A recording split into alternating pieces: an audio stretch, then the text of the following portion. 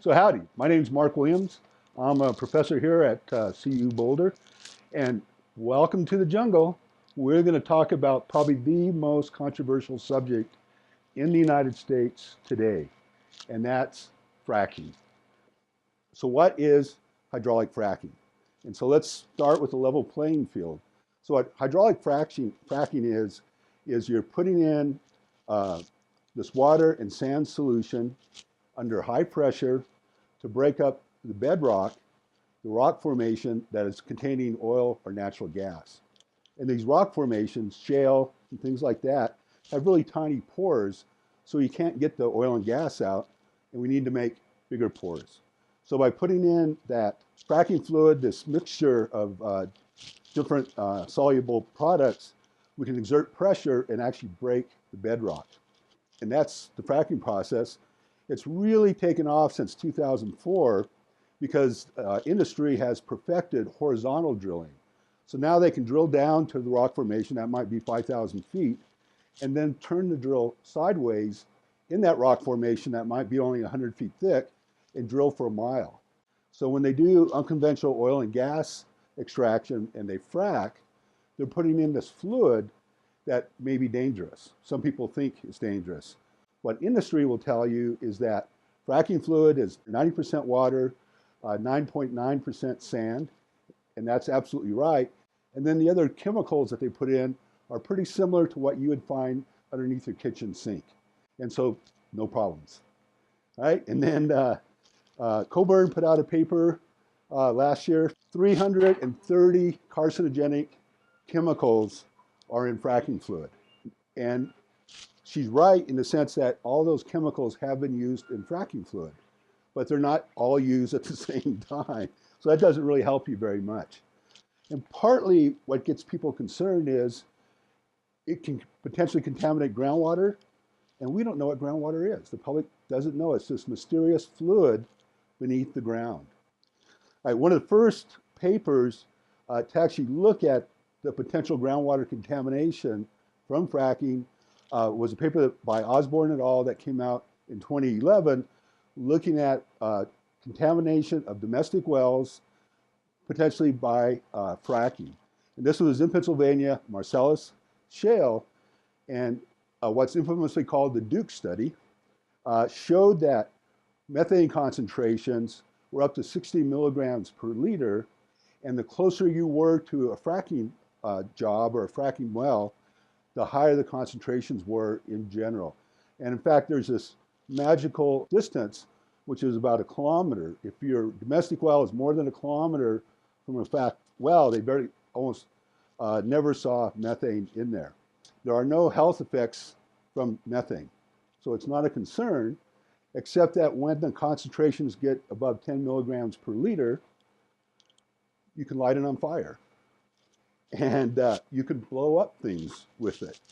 And so 60 milligrams per liter, you could actually, if you're in a room that wasn't vented, you could actually blow up your house or that room. So there's some concern there. And the question is that methane from fracking or is it natural? Because there's a lot of naturally produced methane from biological products.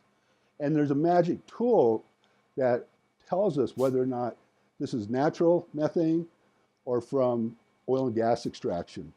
And that's an isotope of the carbon in methane, C13. And what the Osborne study showed was that most of the isotopes in the methane that they collected were thermogenic or from oil and gas production. So what do we want to know about water? We want to know what the volume of water use is. We want to know what the quality of that water is. Are we actually contaminating our groundwater reservoirs, our aquifers? Can we treat that water so that nothing is contaminated? So let's chat about water quantity. Fracking does in fact use a lot of water. So here in Colorado, where we're at, sort of the average amount of water used to frack a well is 3 million to 5 million gallons of water. That's a lot. or at least it seems a lot. But what the oil and gas industry will tell you is that's 1/10 of 1% of the water use in Colorado. And are they lying? No, they're right. It's a very small amount of water relative to all the water use in the state. However, we have parts of Colorado, particularly northeastern Colorado, Weld County, that has very little water. And what's happening there is that the oil and gas companies are actually outpricing and outcompeting agriculture and municipal water supplies for that water. And in some cases, they're paying over 1,000 times what ag pays for the same amount of water.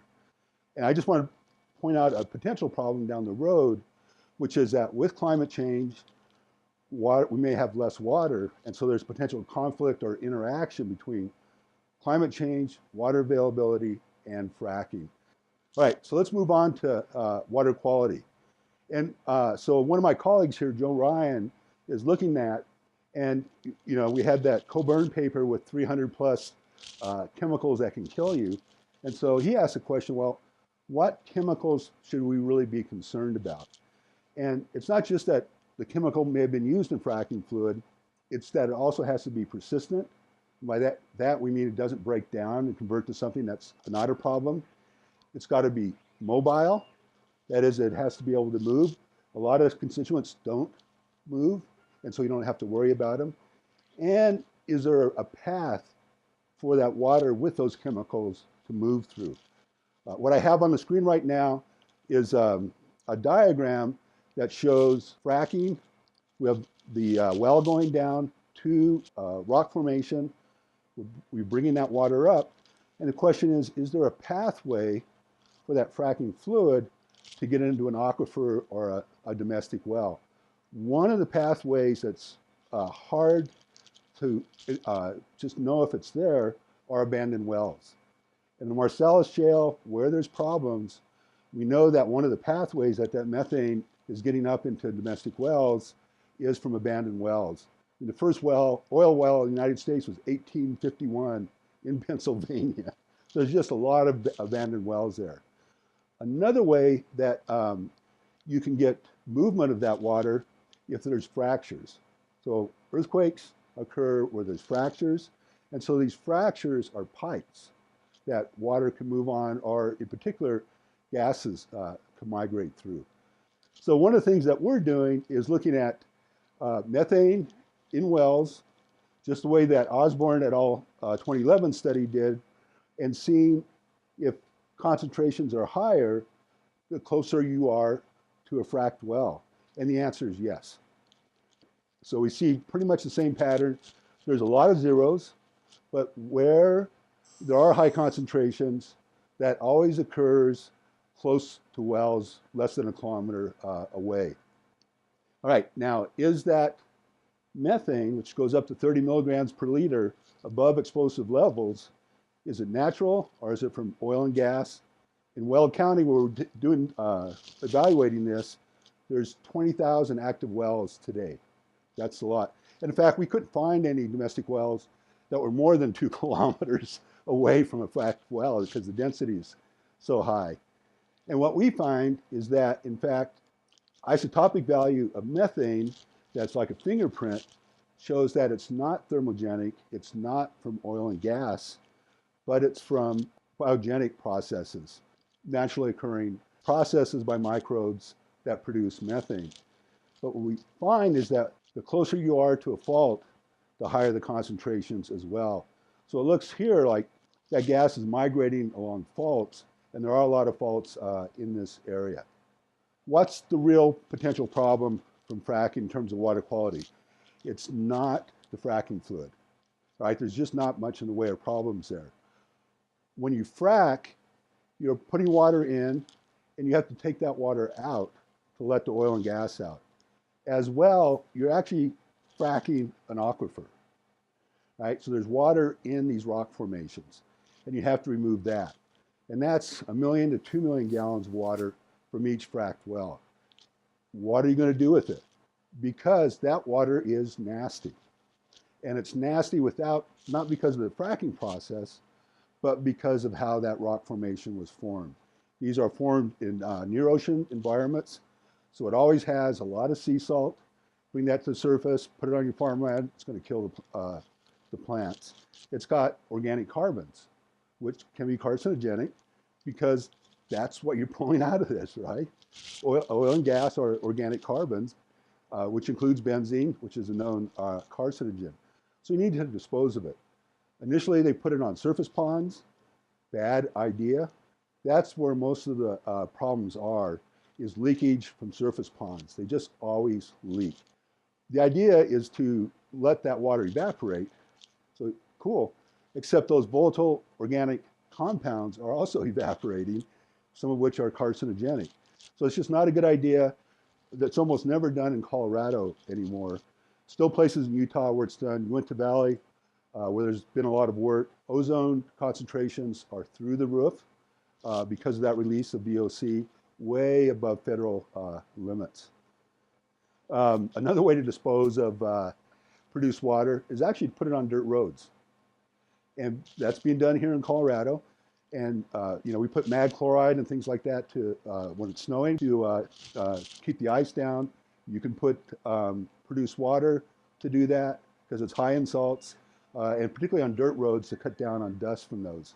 And actually, I don't have a problem with that as long as it's low in VOCs and relatively low in salts, but they don't test, so they don't know. And it's really easy to get a permit. Right, so we know there's bad things with this produced water. The way it's disposed of now in general is deep injection wells, all right? And that's out of sight, out of mind. So we put that produced water in the trucks from the formation, drive to an injection well, and then put that water down to 5,000 feet, 10,000 feet into an aquifer, because that rock formation has to be able to hold water, right? Because we're putting water in there. And one of the things that we're doing is sacrificing those aquifers. And right now they're not economically viable because they're so deep, it costs money to get that water up. But again, that interaction with climate change, I guarantee this will happen. In 50 years, we're going to want the water in these aquifers that now is too expensive to pump. So we're sacrificing that. Within the last year now, we know that we can get earthquakes. Seismicity caused by deep injection because you're putting water under pressure. We can't map the fault system underground very well. And it turns out some of these wells are close to or on faults, and you're lubricating those and increasing the pressure. Two bad things, and earthquakes go up. So Oklahoma, what are the values on that?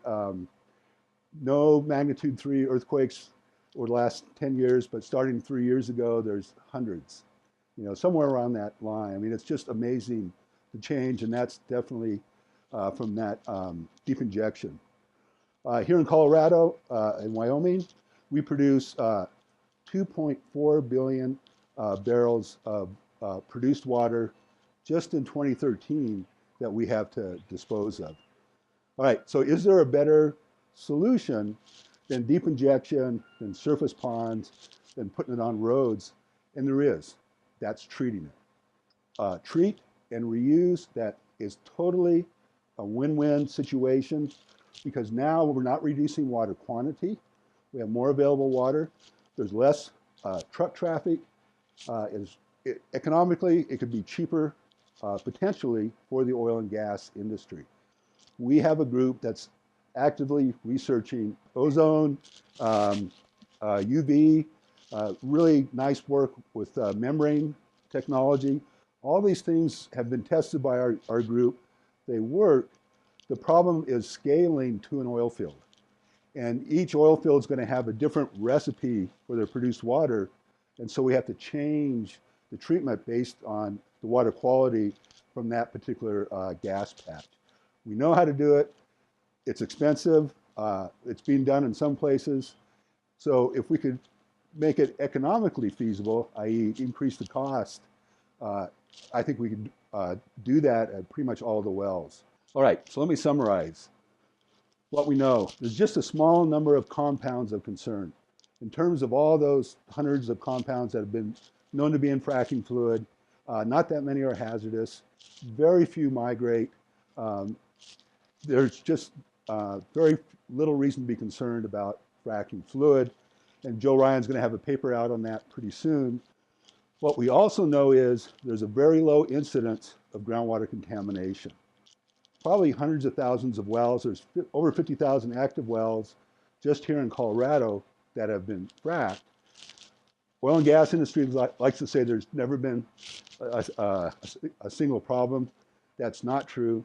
But what is true is there have been actually very little problems. So the number of contaminated wells is in the tens, dozens, not thousands or anything like that. One of the reasons that industry was able to say that there was no contamination is because in some wells where we saw benzene or other things, high methane that might be because of fracking, they just go, it was always like that. So you need baseline information. And our group has put together a well user's guide to help instruct you so you can go out and collect your own samples and analyze for analytes that we recommend to get that baseline data. Where there may be more problems, particularly for human health effects, is air quality. And we're focused on water here, but we really need to look at air quality. Our group is doing that, but it's a much more difficult problem because concentrations change continuously. All right, so a couple of things that we don't know that we would like to know more about. There are compounds that we haven't identified yet that industry has not shared with us. We'd like to know what those are. One of the things that's happening is where fracking is taking place is at high pressure and high temperatures because you're deep underground, and that changes the chemistry of compounds. And nobody has any idea if that makes them less of a problem or more of a problem. And we need some research on that. And we really need a better idea of the flow paths. Because if there aren't any flow paths, you don't have to worry much about contamination. If there are flow paths, then we have to be more worried about contamination. All right, and then here's the last thing, is this huge increase in fracking started in about 2004. Fracking itself goes back 50 years, but it was the advent of horizontal drilling that really made it profitable, along with increasing oil prices in the mid-2000s. And so all this horizontal drilling and huge amount of fracking has only been going on for 5 or 6 years. How are the wells going to respond 20 years down the road, 30 years? Is water actually migrating now at very low velocities, but might reach an aquifer in 40 years or 50 years? At this point, we can't answer those questions. So students, it was great talking to you. Enjoyed it. And hope you like all the different units here in Water in the West. Bye.